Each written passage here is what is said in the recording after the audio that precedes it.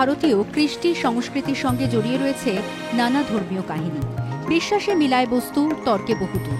এই আপ্তবাক্যকে সঙ্গী করে কোটি কোটি মানুষ এবারও মহাকুম্ভে হাজির হয়েছে। বলা যায় প্রতি 12 বছর অন্তর একবার মহাকুম্ভ আয়োজিত হয়। আবার 12টি পূর্ণকুম্ভের পর আয়োজিত হয় মহাকুম্ভ, অর্থাৎ 144 বছরে একবার মহাকুম্ভের আয়োজন করা হয়। বহু বছরের সুপ্রাচীন কুম্ভ মেলার ইতিহাস আর এই মেলার সঙ্গে জড়িয়ে রয়েছে বহু রহস্য কথা। জানতে আমরা পৌঁছে গিয়েছিলাম উত্তরপ্রদেশের প্রয়াগরাজে।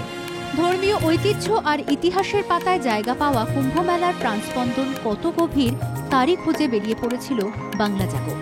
আমাদের ক্যামেরা পৌঁছে গিয়েছিল প্রয়াগরাজের গ্রাউন্ড জিরোয়। সেখানে গিয়ে আমরা দেখলাম পাঞ্জাব, গুজরাট, মহারাষ্ট্রের মতোই বাংলা, ওড়িশা, বিহার, উত্তরপ্রদেশের মানুষও গঙ্গা, যমুনা, সরস্বতী সঙ্গমে পুণ্যের খোঁজে ডুব দিচ্ছেন। মাঘী পূর্ণিমায় রেকর্ড ভিড় লক্ষ্য করা যায়। গ্রাউন্ড জিরো থেকে বাংলা জাগোর সাথে রয়েছি প্রয়াগরাজ মহাকুম্ভে পর্যন্ত। এই কুম্ভের আয়োজন হয়েছে এবং এই স্নান চলবে। কোটি কোটি দর্শনার্থী এখানে এসছেন, দেখছেন তারা নৌকা বিহারে রয়েছেন। মহাকুম্ভে স্নান করলে নাকি পুণ্য লাভ হয়, তার টানে প্রচুর মানুষ স্নান করে চলেছেন। আগামী 26শে ফেব্রুয়ারি পর্যন্ত এই কুম্ভে স্নান চলবে।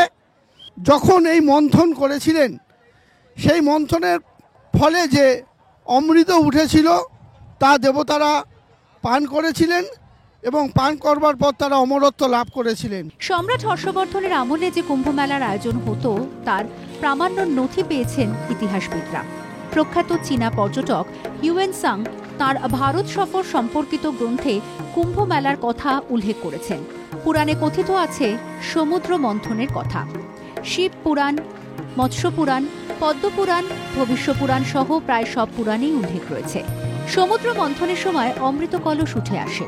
সেই সময় বাকি অমৃতের অধিকার নিয়ে দেবতা এবং অসুরদের মধ্যে সংঘাত বাধে। অসুররা অমৃত কলস দখল করলে বিষ্ণু মোহিনী রূপ নিয়ে অসুরদের ভুলিয়ে কলস ফিরিয়ে আনে। অমৃতের অধিকার নিয়ে সংঘাত তীব্র হলে দেবরাজ ইন্দ্রের ছেলে জয়ন্তর হাতে কলস তুলে দেন বিষ্ণু। জয়ন্ত কাকের রূপ নিয়ে কলস ঠোঁটে করে উড়ে যায়। সেই সময় কয়েক ফোঁটা অমৃত 4 জায়গায় চলকে পড়ে।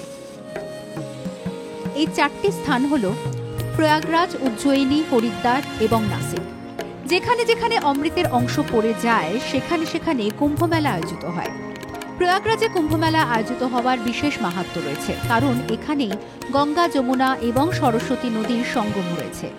সেই সঙ্গমে মিনি ইন্ডিয়ার ছবি ধরা পড়ল বাংলা জাগোর ক্যামেরায়।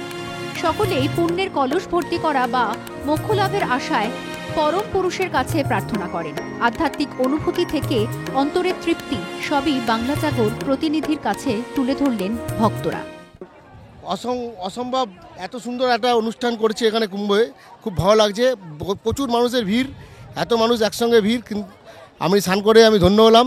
সকালবেলা স্নান করেছি, আমি নিজেকে খুব ধন্য মনে করছি। আমি এত সুন্দর একটা কুম্ভে স্নান করলাম। এটা নাকি শুনেছি 144 বছর পরে হয়েছে। হয়তো আর আমাদের জন্মে আর হবে না, পরের জন্মে হয়তো পাবে না।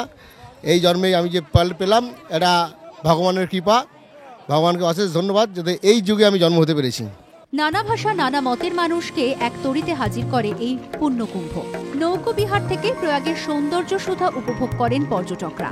বিশ্বের মানুষও এই হিন্দু তীর্থযাত্রীদের মেগা স্নানের ঘটনা मुग्ध नयने चाक्षुष करें। हम प्रयागराज में स्नान करने के लिए आए, पर हमें बहुत ज़्यादा अच्छा लगा। जैसे रील में दिखा रहे थे, जब फेसबुक पे दिखा रहे थे, बहुत ज़्यादा रश भाग दौड़ है, कुछ ऐसे धक्कों में। यहाँ पे ऐसा कुछ नहीं है, सारा सिस्टम बहुत अच्छा है। हमने बहुत ज़्यादा दर्शन अच्छे किए और नहा के हमें बहुत ज़्यादा खुशी मिली। बहुत अच्छा लगा, सरकार की व्यवस्था बहुत अच्छी बनाई हुई है। कितना करोड़ों लोग यहाँ पे नहा कर जा रहे हैं और किस तरह से व्यवस्था सारी की है। बहुत साफ सफाई है, बहुत आनंद आया हमें। এটা আমার মনে হয় আমাদের সবার এখানে একবার আসা উচিত। বিশেষ করে এটা 144 বছরে একবার এসছে, তো সুতরাং আমরা যারা হিন্দু ধর্মের প্রতি বিশ্বাস রাখি, সনাতন ধর্ম থেকে বিলং করি, অ্যাটলিস্ট পরিবারের একজন করে এখানে আসা উচিত। এখানে স্নান করার অভিজ্ঞতা তো চরম, ভীষণ ভালো। ক্যামেরায় সুপ্রতীক সাহের সাথে প্রবীর দে, প্রয়াগরাজ, বাংলা জাগো।